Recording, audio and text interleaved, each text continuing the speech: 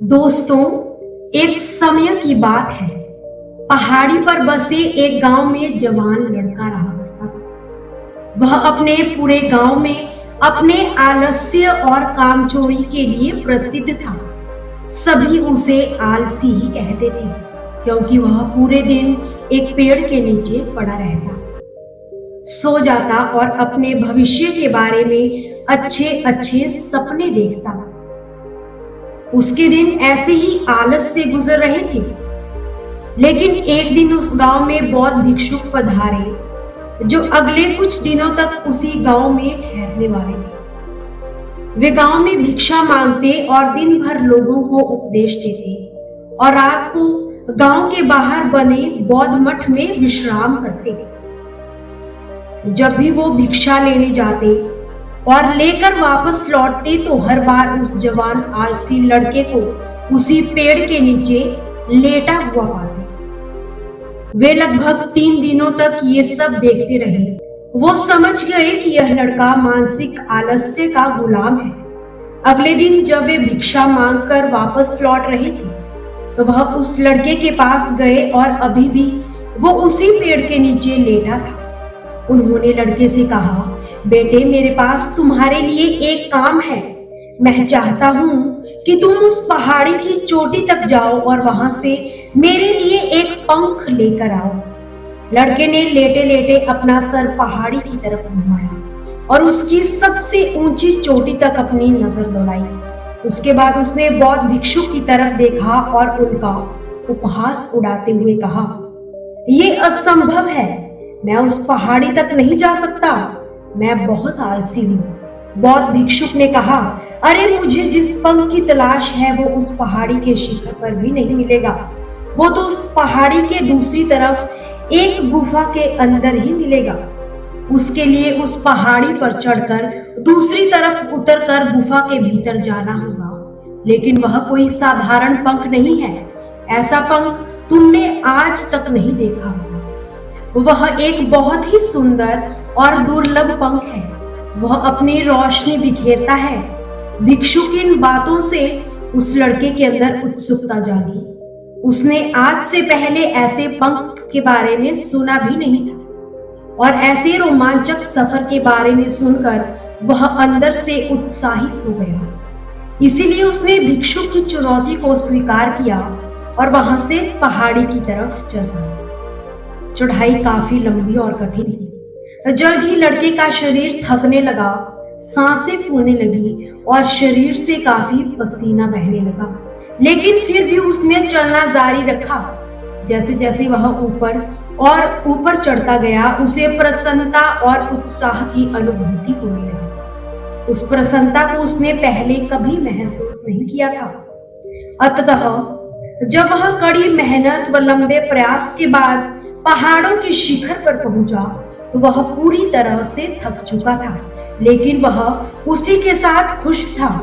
उसे आत्म संतुष्टि का आभास हो रहा था। उसके चेहरे पर ऐसी मुस्कान थी मानो उसने कोई युद्ध ही जीत लिया हो। पहाड़ी से उसने नीचे देखा। उसके सामने एक मनमोहक दृश्य था।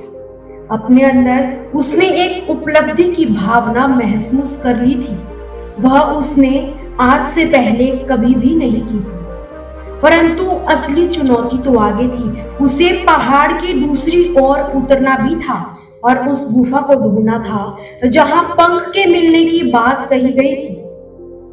नीचे उतरना तो और भी ज्यादा मुश्किल और खतरनाक था। डर तो उसे लग रहा था, परंतु भिक्षुक को पंख लाकर देने के वादे से वह लगातार नीचे उतरने में लगा रहा।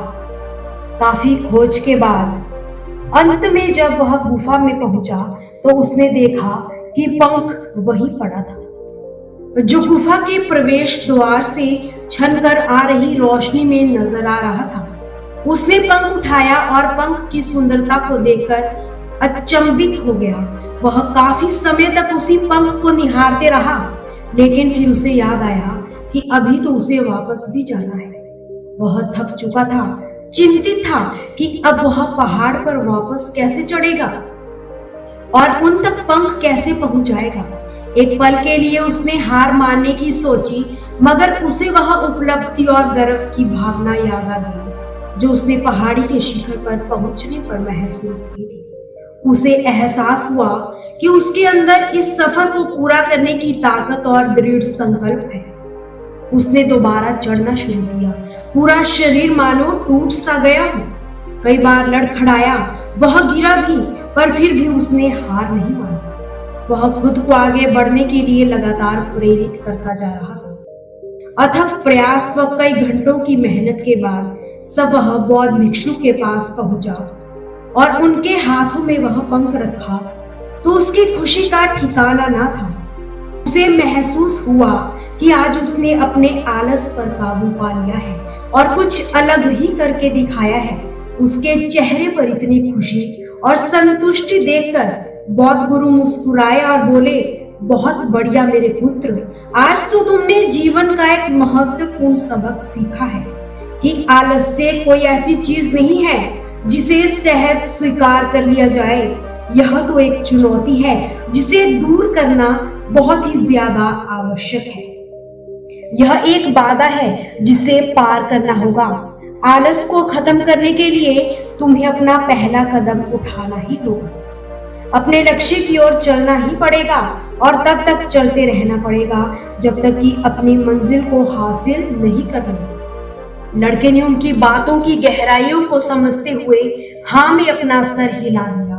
उसे एहसास हुआ कि वो पहले से ही बड़ी महान चीजों को करने में सक्षम था, परंतु उसके आलस्य ने उसे रोक रखा था। अब वह जान गया था कि अब उसके पास उसके रास्तों में आने वाली बाधाओं को दूर करने की ताकत और दृढ़ संकल्प है। इसके बाद भिक्षुक ने उसे आशीर्वाद दिया और गांव से प्रस्थान किया। दोस्तों, इस कहानी से हम सीख सकते हैं कि जब कुछ असंभव लगने के बाद भी अपने लक्ष्य को प्राप्त करने के लिए खुद को आगे बढ़ाते हैं, तब हम अपने भीतर एक ऐसी ताकत और दृढ़ संकल्प की खोज करते हैं जिसके बारे में हम पहले कभी जानते भी नहीं थे।